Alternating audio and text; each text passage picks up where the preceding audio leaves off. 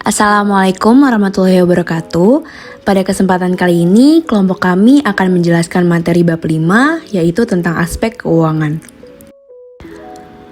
Kami dari kelompok 3 yang beranggotakan Ayunda Kusuma dengan NPM 222, Rapita Selina dengan NPM 226, Freska Inge dengan NPM 237, Iftinandea Wresti dengan NPM 243, dan Rania Almira dengan NPM 261.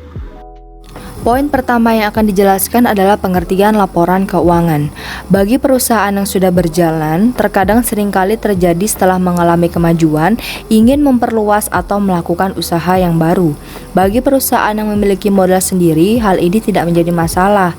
Akan tetapi, jika modal diperoleh dari pinjaman, maka perlu dibuatkan laporan keuangan yang dapat meyakinkan para kreditur. Dari laporan inilah pihak kreditur dapat menilai layak tidaknya suatu usaha dibiayai, serta berapa jumlah dana yang perlu dibiayai oleh pihak kreditur. Kemudian, laporan keuangan juga memberikan informasi tentang hasil-hasil usaha yang diperoleh perusahaan dalam suatu periode tertentu dan biaya-biaya atau beban yang dikeluarkan untuk memperoleh hasil tersebut. Informasi ini akan termuat dalam laporan laba rugi. Laporan keuangan perusahaan juga memberikan gambaran tentang arus kas suatu perusahaan seperti yang tergambar dalam laporan arus kas. Pembuatan masing-masing laporan keuangan ini memiliki tujuan tersendiri. Secara umum, tujuan pembuatan laporan keuangan suatu perusahaan adalah sebagai berikut. Yang pertama, memberikan informasi keuangan tentang jumlah dan jenis-jenis aktiva, lalu jumlah kewajiban, jenis kewajiban, dan jumlah modal. Yang ketiga ada memberikan informasi tentang hasil usaha yang tercermin dari jumlah pendapatan yang diperoleh dan sumber-sumber pendapatan. Yang keempat ada jumlah biaya-biaya yang dikeluarkan berikut jenis-jenis biaya yang dikeluarkan dalam periode tertentu. Yang kelima ada memberikan informasi tentang perubahan-perubahan yang terjadi dalam aktiva, kewajiban, dan modal suatu perusahaan. Dan yang terakhir ada memberikan informasi tentang kinerja manajemen dalam suatu periode dari hasil laporan keuangan yang disajikan. Nah, dari laporan keuangan ini akan tergambarkan kondisi keuangan suatu perusahaan sehingga memudahkan untuk menilai kinerja manajemen perusahaan yang bersangkutan. Penilaian kinerja manajemen akan menjadi patokan berhasil atau tidaknya dalam menjalankan kebijakan yang telah digariskan oleh perusahaan tersebut. Selanjutnya ada pihak-pihak yang berkepentingan. Adapun pihak yang berkepentingan dalam laporan keuangan ada 5, yaitu yang pertama kreditor. Merasa berkepentingan terhadap pengembalian atau pembayaran kredit yang telah diberikan kepada perusahaan. Mereka perlu mengetahui kinerja keuangan jangka pendek, likuiditas, dan profitabilitas dari perusahaan. Yang kedua, pemegang saham. Dengan menganalisis laporan keuangannya, pemilik dapat menilai berhasil atau tidaknya manajemen dalam memimpin perusahaan. Yang ketiga, pemerintah. Informasi ini sangat berguna untuk tujuan pajak dan juga oleh lembaga yang lain seperti statistik. Yang keempat, manajemen.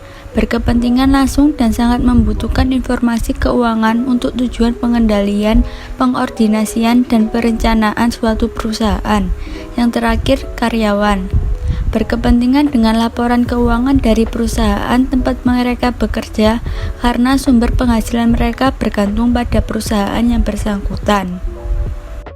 Adapun jenis-jenis laporan keuangan yaitu ada 4. Yang pertama, neraca. Laporan neraca merupakan salah satu bagian dari laporan keuangan perusahaan yang menunjukkan posisi keuangan pada periode tertentu. Neraca berisi data sistematis yang terdiri dari aktiva, utang atau pasiva, dan modal. Yang dapat Anda ketahui melalui laporan neraca yaitu jumlah kekayaan perusahaan, kemampuan perusahaan membayar kewajiban, dan informasi hutang. Yang kedua, laporan laba rugi, yaitu salah satu bagian laporan keuangannya menjabarkan unsur-unsur pendapatan dan beban perusahaan pada periode tertentu yang akan memberikan informasi tentang laba rugi bersih di suatu perusahaan. Laporan laba rugi yang memberikan informasi pendapatan perusahaan biasanya dapat bertujuan untuk menunjukkan profitabilitas kepada investor dan kreditur yang memiliki kepentingan di perusahaan. Yang ketiga, laporan arus kas. Dari laporan keuangan yang penting bagi perusahaan, pada laporan arus kas Anda akan mendapat informasi yang menunjukkan aliran keluar masuk uang. Adapun manfaat dari laporan arus kas perusahaan yaitu yang pertama, laporan arus kas memberikan informasi yang bermanfaat bagi perusahaan dalam mengevaluasi perubahan kekayaan bersih dana suatu entitas pelaporan. Yang kedua, laporan arus kas juga berguna sebagai indikator jumlah arus kas pada masa yang akan datang.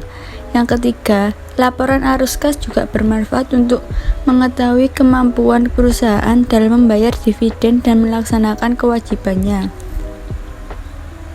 Yang terakhir, laporan perubahan modal, yaitu laporan keuangan yang menggambarkan peningkatan atau penurunan kekayaan perusahaan pada suatu periode tertentu. Laporan perubahan modal dapat membantu perusahaan untuk mengidentifikasi faktor-faktor yang menyebabkan perubahan dalam ekuitas pemilik selama periode akuntansi. Selanjutnya, proyeksi neraca dan laporan laba rugi. Di samping membuat cash flow, perusahaan juga diminta untuk membuat proyeksi laporan keuangannya untuk beberapa periode. Proyeksi laporan keuangan yang dibuat adalah neraca dan laporan laba rugi. Selanjutnya, neraca. Neraca merupakan laporan keuangan yang menunjukkan posisi harta, utang, dan modal perusahaan pada waktu tertentu. Artinya, neraca dapat dibuat untuk mengetahui kondisi keuangan perusahaan dalam waktu tertentu setiap saat dibutuhkan. Secara garis besar, neraca menggambarkan jumlah harta di posisi aktiva dan jumlah utang serta modal atau ekuitas di posisi pasiva. Selanjutnya ada komponen harta. Yang pertama, aktiva lancar. Aktiva lancar terdiri dari kas, rekening pada bank, deposito berjangka, surat-surat berharga, piutang atau kredit yang diberikan, persediaan, dan aktiva lancar lainnya. Yang kedua ada aktiva tetap tidak berwujud. Aktiva tetap tidak berwujud terdiri dari goodwill, hak cipta, lisensi, dan merek dagang. Yang ketiga ada aktiva tetap berwujud. Aktiva tetap berwujud terdiri dari tanah, mesin, bangunan, akumulasi penyusutan, dan aktiva tetap lainnya. Yang keempat, aktiva lainnya. Aktiva lainnya terdiri dari bangunan dalam proses, tanah dalam penyelesaian, piutang jangka panjang, uang jaminan, dan uang muka investasi. Kemudian komponen utang atau kewajiban serta modal atau ekuitas. Yang pertama, utang lancar.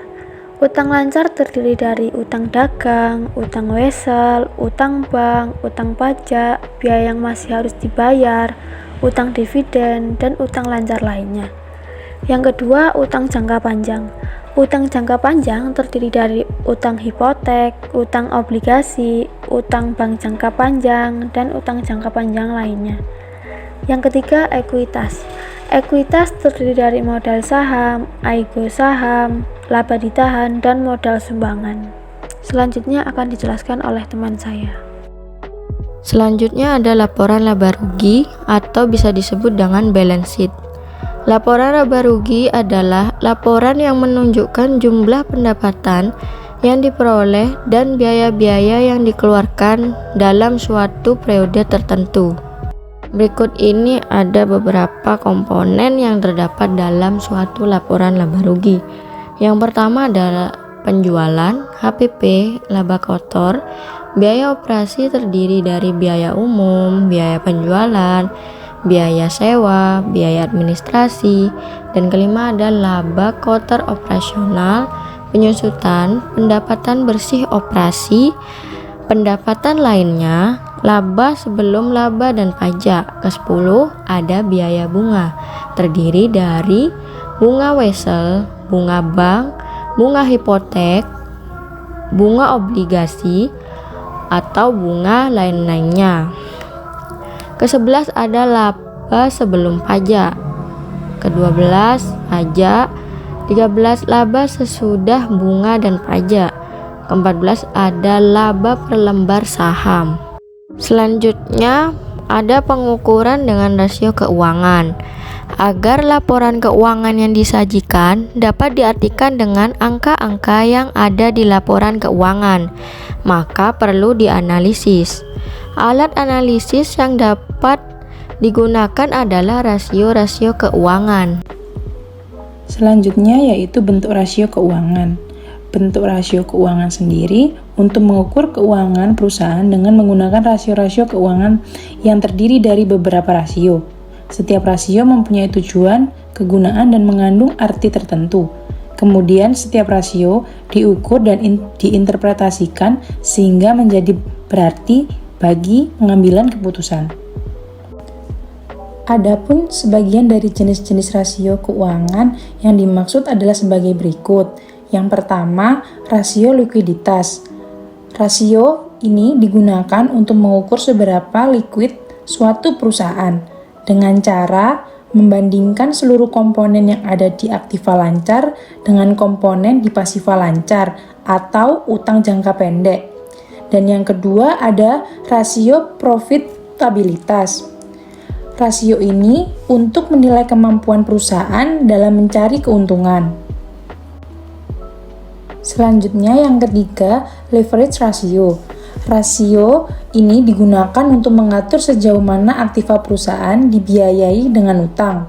Seperti diketahui dalam menandai usahanya, perusahaan memiliki beberapa sumber dana. Sumber-sumber dana yang dapat diperoleh adalah dari sumber pinjam atau modal sendiri. Dan yang keempat, rasio aktivitas. Rasio ini digunakan untuk mengukur tingkat efisien, pemanfaatan sumber daya perusahaan dari penjualan, persediaan, penagihan, utang, dan penagihan piutang. Atau rasio ini untuk menilai kemampuan perusahaan dalam melaksanakan aktivitas sehari-hari. Sekian video penjelasan materi dari kelompok kami. Kurang lebihnya mohon maaf. Semoga bermanfaat. Wassalamualaikum warahmatullahi wabarakatuh.